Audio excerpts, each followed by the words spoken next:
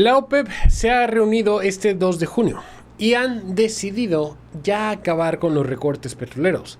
Algo que sin lugar a dudas deja a muchos rascándose la cabeza porque no se supone que lo estaban recortando con la mera intención de intentar lograr bajar el precio del petróleo, de intentar hacer subir el precio del petróleo hasta los $100. Esto causaba un dolor de cabeza para los bancos centrales, ya que con un petróleo más alto, los precios de la energía también serían más altos. Pero ahora le han dado vuelta al timón y han decidido irse ahora sí que en un ángulo de 180 grados, cambiar la estrategia. En este video vamos a hablar de este tema, vamos a hablar de qué es lo que anunciaron, qué es lo que se juntaron, qué es lo que anunciaron y cuáles van a ser los efectos. Porque sin lugar a dudas hay temas interesantes de los que tenemos que hablar. Así que sin más, si les interesa, quédense conmigo y los veo después de la intro.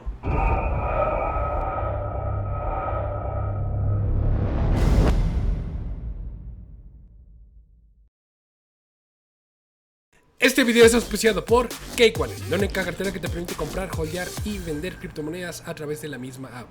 Descárgala ya en tu dispositivo preferido. Muy bien, pues vamos a hablar directamente de este tema, ya que la OPEP, la verdad a mí sí me sorprendió. Habíamos estado viendo cómo constantemente la OPEP estaba pidiéndole a sus miembros que mantuvieran los recortes de petróleo. En particular era Rusia y era Arabia Saudita quienes lideraban estos recortes, y hasta cierto punto tiene sentido. Si lo pensamos, Rusia necesita que el precio del petróleo se mantenga alto, o le conviene, más bien dicho, no sé si lo necesita o como tal, pero sí le conviene que se mantenga alto. ¿Esto por qué? Porque esto le permite a Rusia poder vender petróleo más caro, petróleo más caro para juntar dinero que necesita para poder financiar la guerra. Entonces, para Rusia era algo benéfico que tuvieran el petróleo caro. Para los Estados Unidos, hasta cierto punto también le era benéfico, pero no le era bueno en los bancos centrales. Los bancos centrales eran los que más estaban perdiendo, porque los bancos centrales al final del día, con tener un petróleo más caro, terminaban peleándose o les costaba más trabajo poder bajar la inflación, porque los precios de los energéticos siempre se terminan de trasladar hacia los precios de los productos. Entonces tenemos una inflación más fuerte, más alta, si se eleva el precio del petróleo. Lo curioso es que en esta reunión han decidido ya cambiar la estrategia. Vamos a hablar del por qué rápidamente. Y es que la OPEP se juntaron el 2 de junio y han decidido empezar a aumentar la producción a partir del cuarto trimestre del 2024.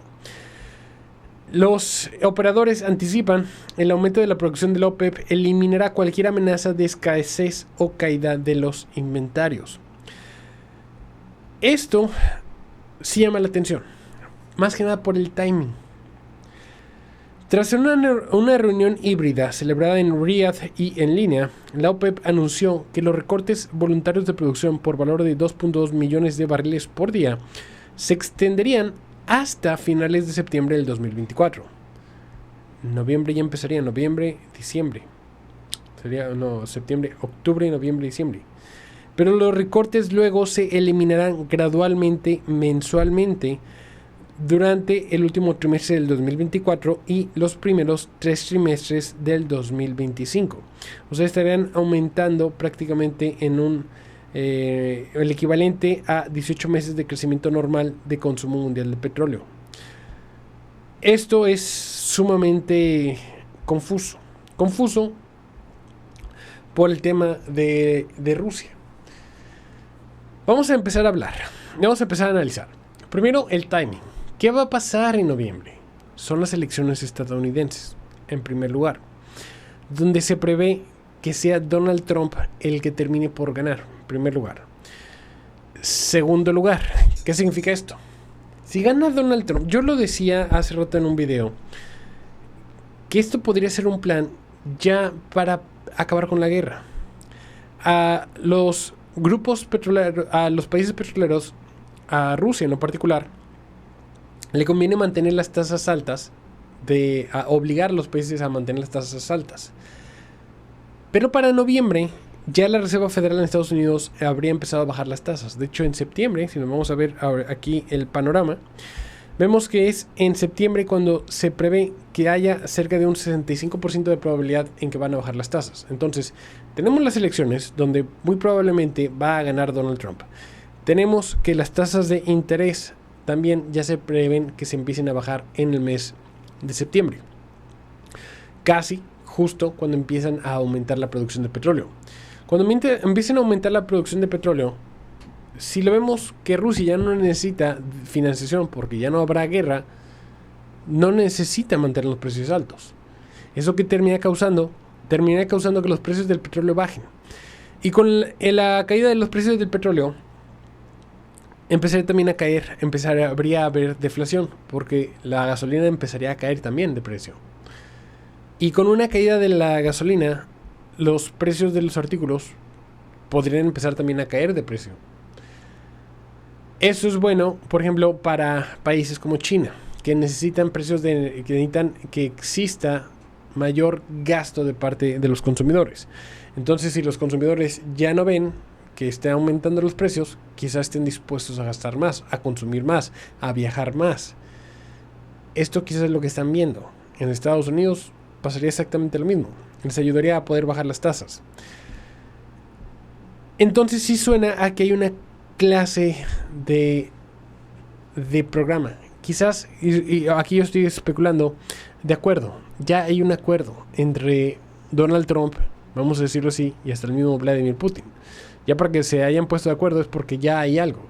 Ya cuando estén dispuestos a bajarlo es porque si gana Donald Trump, al día siguiente se acaba la guerra y ya tienen que empezar a producir.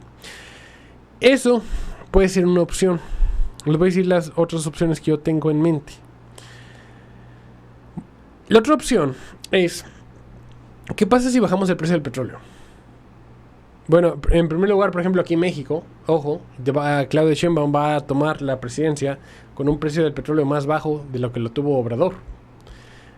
Con Obrador, el precio del petróleo ha estado rondando cerca de los 70, 80, 90 dólares por barril. Ahorita, con esto, ya está cayendo el precio del petróleo. Entonces, quizás Claudia Sheinbaum va a iniciar su administración con un precio de petróleo que les gusta, el 50 dólares. Esto sería detrimental para el gasto público. Y más cuando están buscando bajar ya el déficit fiscal. Sería algo grave y algo que pondría más presión sobre las finanzas del gobierno federal en México. Pero, en particular, también es malo para Estados Unidos. Y tú vas a decir, bueno, ¿quién te entiende? Tú estás diciendo que a Estados Unidos no le convenía que el precio del petróleo estuviera alto porque eso precisamente causaba que Estados Unidos tuviera mayor problema con las tasas de interés. Pero no solamente Estados Unidos, todos los países, todos los bancos tenían el mismo problema.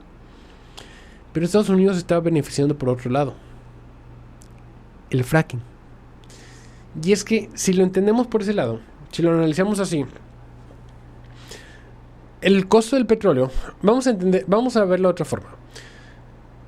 Según la curvatura de precios y de demanda, si el precio del petróleo, por ejemplo, llegara a caer a 5 dólares, habría muy pocos países, habría mucha demanda por petróleo, porque estaría muy barato, estaría regalado, pero muy pocos países lo podrían producir, porque hay países donde no va a ser rentable. Quizás haya unos pozos que le ponen, lo perforan y ya sale solito el petróleo, no tienes que hacer nada. En ese caso sería extremadamente barato poder sacar un barril de petróleo. Pero ¿qué sucede donde tienes que perforar y luego tienes que meter presión? Tienes que meter agua, sales, todo para que empiece a salir. Entonces se vuelve mucho más costoso. En el tema del fracking se habla que cada barril cuesta cerca de 30 a 40 dólares. ¿Eso qué significa? Que si tú llevas el precio del petróleo más abajo de 30, 40, 50 dólares, vas a causar que el precio se colapse.